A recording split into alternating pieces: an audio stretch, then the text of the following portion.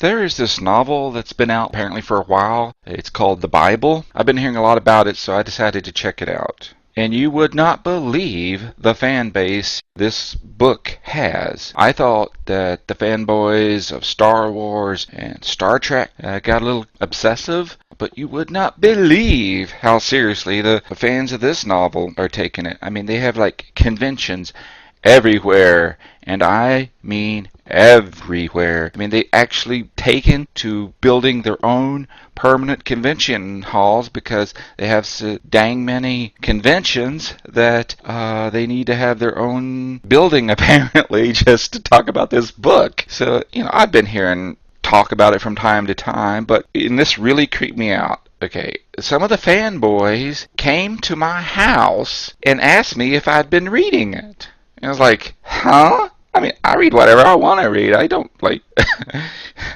it's like, Star Trek fans have never come to my house and asked me if I'd read the latest Star Trek book, and I've never had a Star Wars fan come to my house and ask me if I'd read it. But apparently the Bible fanboys, they really take this stuff seriously. Anywho, I figured, okay, maybe it's a really good book. And by the way, the fanboys that came out, they were carrying copies of it and handing them out. Like, they really want you to read their book. So anyway, I get this novel called The Bible, and I've been skimming. I haven't finished reading it yet, but it is, I don't know how to describe it. It's kind of like this alternate universe fantasy dystopian novel. I'm not big into fantasy that much, but anyway, it starts out with this guy who talks to himself in the plural actually it goes by different names. Sometimes he's called Yahweh, sometimes he calls himself God, sometimes he just calls himself the Lord. But anyway, he makes some dirt people.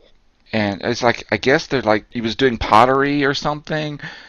But anyway, for some reason, when he breathed on these little clay figurines, they came to life. And I don't really know what the fanboys are getting out of this book, but that's how it starts out. So, like I say, I haven't quite finished the book, but here's the beginning of it, and maybe when I've read more, I'll do a follow-up. But this Yahweh, God, the Lord, or whatever he calls himself this particular time, he makes some dirt people, and he breathes on them, and they come to life. And first I need to say something about this Yahweh, God, Lord person. I think what the book is getting at is that he has some mental problems, because it's just weird. So this God person, he makes these dirt people, and he puts them in a garden, but then he puts a toxic tree in their orchard. And anyway, he says, now don't you eat off this tree because it's poison and it'll kill you. Well, anyway, there's this talking snake serpent thing that tells the dirt people that apparently God was mistaken about the tree being poisonous. So the dirt people decide to eat some of the fruit off this toxic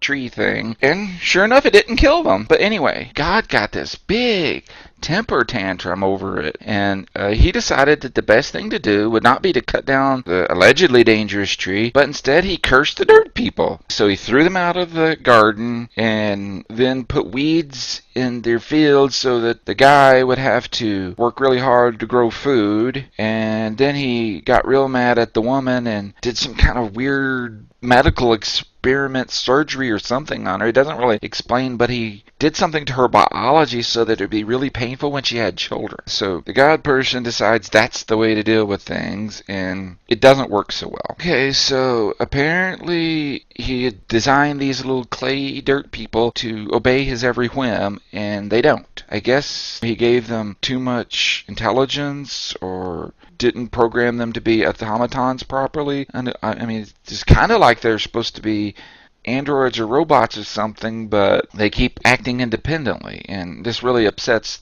the Yahweh, God, Lord person. So anyway, he gets really mad and decides, rather than simply to bring his dirt people and redesign them or send out a new model or something like that, he decides to drown them. I guess because they're made out of dirt. Maybe if he got them wet, they would get muddy, and he thought that would help somehow. It wasn't very clear, so he drowns all but 8 of them. I guess he thought that was going to fix things, but apparently the God Yahweh Lord person doesn't understand genetics very well, because with only 8 of them, and there's all just one family and their spouses, that they had to start inbreeding, and things just really, really went downhill. So after a while, the dirt people start having lots and lots of kids through inbreeding, and so God decides he's going to pick some of them to make this vast empire with. I guess in fantasy you also often have this dark lord who wants to build this huge empire through subterfuge and treachery and torture and stuff like that, and that's kind of what this God guy does. Anyways,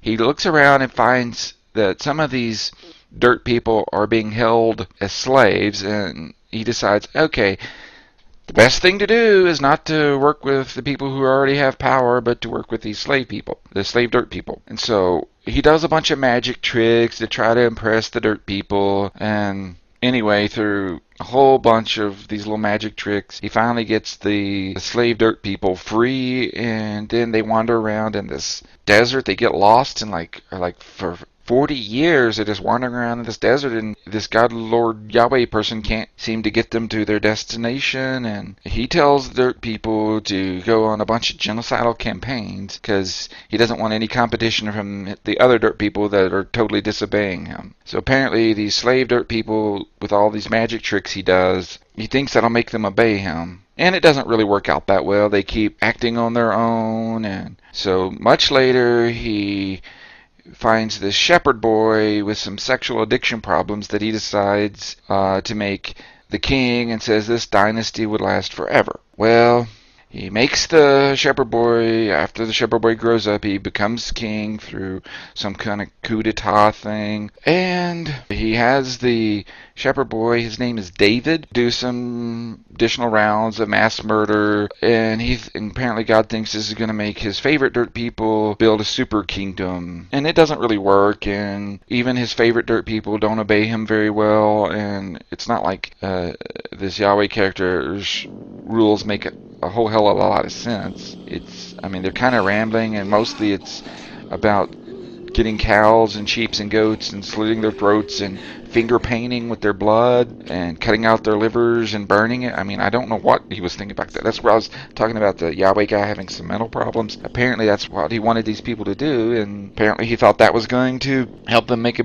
giant kingdom by spending time doing cattle mutilation things. Really, Yahweh really just starts to mentally deteriorate at this point. So anyway, while Yahweh is trying to make this big empire with the dirt people, this other kingdom he wasn't paying too much attention to overthrows them, and God keeps telling the dirt people that, if they do what he says, they'll get a big empire, but it never happens. So the dirt people, they get conquered over and over again. At that point, it was just getting really rambly. There are all kinds of B stories, and sometimes right in the middle of telling a story, it'll give you this appendix with genealogical tables telling you how all these different dirt people are related to each other, and just going off on all these tangents. So I kind of skipped over to the end, and I don't know how it gets up to this, so I might have to go back and skim or read or whatever to figure out how we get to the end.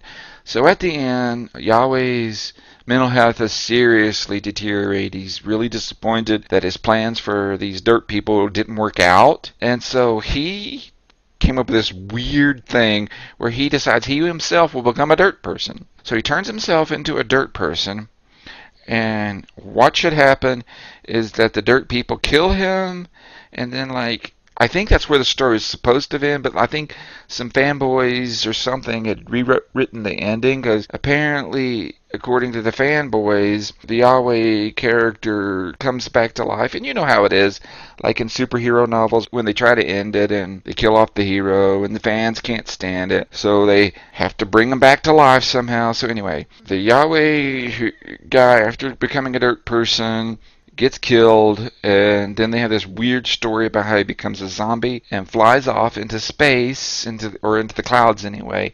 And then the fanboys have all this retcon about how if you believe all this novel, Yahweh is going to make this new kingdom that's this like called New Jerusalem, and it's like a Borg cube. It's 1,400 miles in length, in width, and in height. So like this giant Borg cube is going to come down and sit on the earth, and they're going to all move into this Borg cube thing called New Jerusalem. But only if you really suck up to this Yahweh person and tell him about how wise he thought this whole zombie come back to life, fly in the sky thing was. Then the fanboys get to stay with him or something and sing songs about him. Anyway, that's what this novel, The Bible's about. Like I say, I skimmed it because it's honestly, it goes on a long, long time with all kinds of these stories, but I don't get what all the commotion is about it. Honestly, it's kind of a stupid novel, but I mean, to each his own. I mean, these fanboys keep coming to my house to ask me if I've read it, and apparently some of them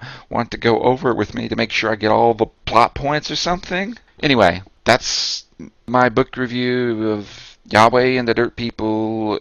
You know, the book's called The Bible, and it's got all these fanboys. I don't know. That's just what it is.